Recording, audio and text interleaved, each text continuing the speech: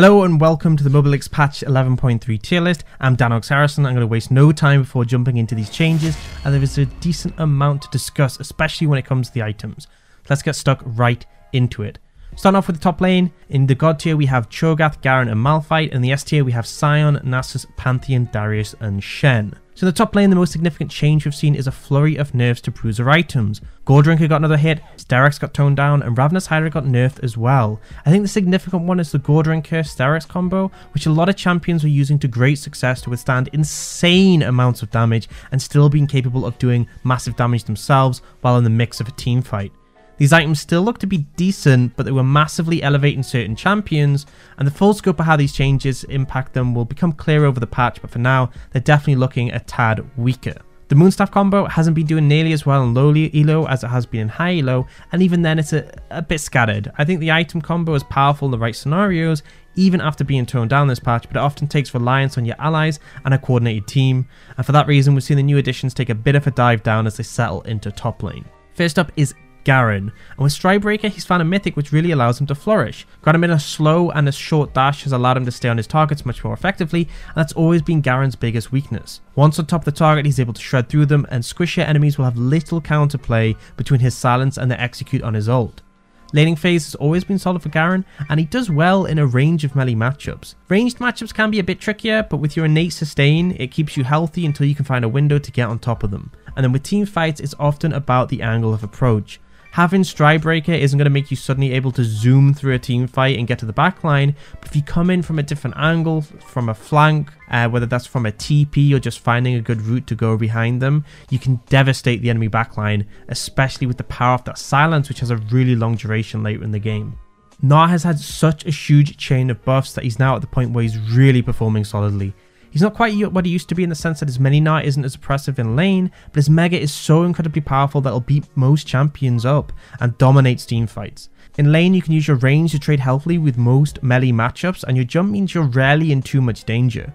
When you hit Mega, you should always be looking to throw down your ultimate, as it's such a short cooldown and makes your trades really hard to deal with. When it gets to team fights, you ideally want to stack up your Mega on a jungle camp or wave, so just as it's about to start, you can have your Mega ready, you can dive and get those huge ultimates to make an impact. I can't say this enough, the base stats available for Mega Gnar are super stacked, and you're able to stat check almost any champion in the game in melee range. The CC available, the damage is really insane. The only thing to really be concerned about is if you're a mini and there's a strong melee champion diving onto you, it can be a bit troublesome, but again, you have your jump, you have your kiting, and then if you do turn Mega while they're on top of you, you can definitely turn things around. Viego has been released and he's looking pretty good actually. His stats are solid and he actually works pretty well as a fighter, going a Blade Rune King into Kraken Slayer build. He's often able to outtrade a lot of the opponents he meets in the top lane due to his exceptional base stats, just auto for auto doing a lot more damage.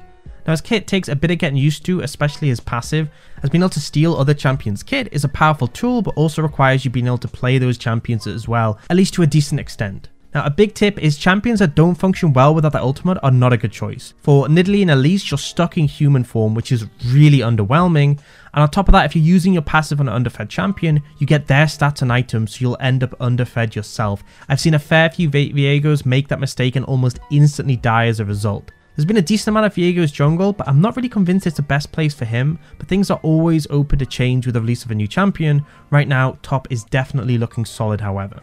Moving on to the jungle, in the God tier we have Nunu, Udyr and Ivern, and the S tier we have Elise, Skarner, Hecarim, Rammus and Kha'Zix.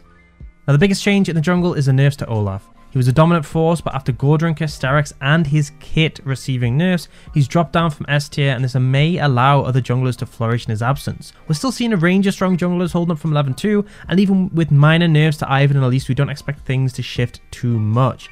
There are a lot of champions that would say high value, high power, and obviously you've got a limited number of bans, so you do have to learn to just deal with those and pick something powerful yourself. So moving on, Udyr is an absolute monster right now. He's been showing up in pro play and with good reason. Chem Tank being cheaper means he can pick up a low cost tanky mythic that gives him even more movement speed, and the thing that makes him so strong is he doesn't need to build damage to deal damage. His base numbers on his Phoenix stance are so high that he can go full tank and still clear incredibly fast and skirmish effectively.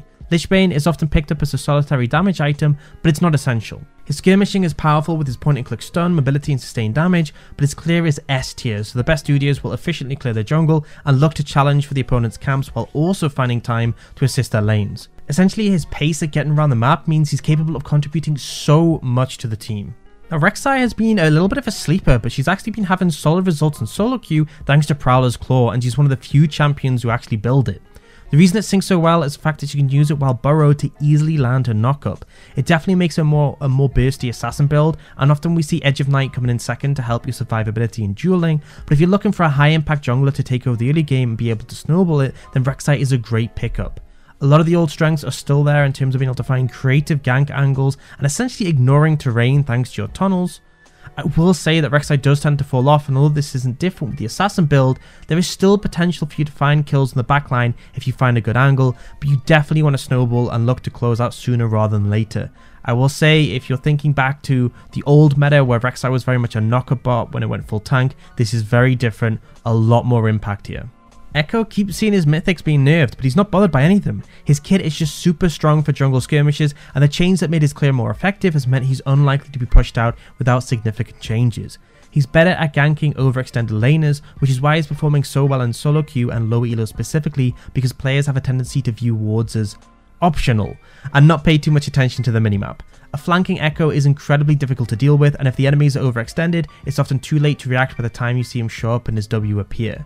Echo is incredibly snowbally and gets to the point where he can pop people with little more than just his E, but when behind he can be a bit lacking. He's still capable of finding big AoE stuns, but a big aspect of his strength is his burst damage, and when he's behind you'll struggle to pop balloons, let alone champions. Coming to the mid lane, in God tier we have Seraphine, Pantheon and Anivia, and in the S tier we have Annie, Malzahar, Galio, Fizz, Echo, Victor and Katarina. In the mid lane, we haven't seen too many substantial changes when it comes to champions, but the biggest one is Seeker's Armed Guard being 100 gold more expensive and the changes that have come to Verdant Barrier. Seekers was seen as one of the strongest component items in the new season due to its cheap cost and huge stacking stats. Even with the extra cost, it's still a really solid pickup into AD lanes. What they've also done is make it so Verdant Barrier is an MR version of Seekers. As a result, it also gives a great defensive option into AP lanes and is a really powerful tool, particularly for champions who tend to suffer a lot of harass in the early game. Banshees now has a larger combined cost to finish it off, but it's rewarded with an extra 15 AP, so it's looking like one of the best AP legendary items and a viable pickup in a lot of games. Horizon Focus also got an extra 15 AP, but this item's still a little bit of a tentative one. Some champions can make great use of it, but for others it has little to no value. Even if your kit has CC, if you miss it or it's on cooldown, you're not getting value out of the item, and the same applies with the range requirement. If you're getting dived on if someone's in your face, you're losing out on that extra bonus damage. Katarina had her AD build toned down, but she's returned with an AP build and is performing really well. She's still capable of absolutely decimating in teamfights, with Riftmaker as a mythic and Nash's Tooth as her first item. The on-hit effects she applies are still really valuable, and with the build she's still outputting huge damage, but she's capable of picking up the really powerful defensive AP items to help her survivability. Seeker's Arm Guard and Verdant Barrier are both great options to get you through the laning phase depending on your matchup, and can be made into Zhonya's and Banshees to allow you to dive into fights and make it out the other end. Usually Zhonya's is a higher priority item, but both are viable, and there's even scenarios where you may opt to build both if you're really struggling to find headway in team fights. With AD carries running rampant, she's a great champion to absolutely annihilate them, as long as there isn't any readily available CC flying about. You've probably heard Seraphine being talked about non-stop. We've mentioned her various times for different roles, and it's no different today. In the mid lane, you have options whether you want to go for the Moonstaff combo or the Ludens build. I'm going to hone in on the Ludens build, as often the extra wave clear and damage it offers is valued more in the mid lane compared to when Seraphine's played bot and support. Seraphine did get slight nerfs this patch, but they're minor and do little to slow her down. Her ability to shove waves and harass her opponents is obnoxious. Combine that with decent gank setup from her E and solid skirmishing thanks to a W, coming in clutch with the missing health heal, and she's a great mid laner who can support a jungler effectively when it comes to fights.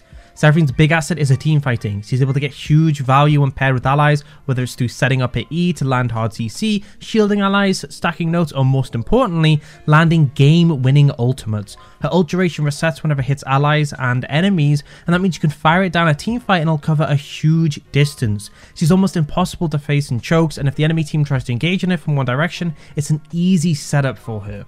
Casting has been doing pretty solid in new season.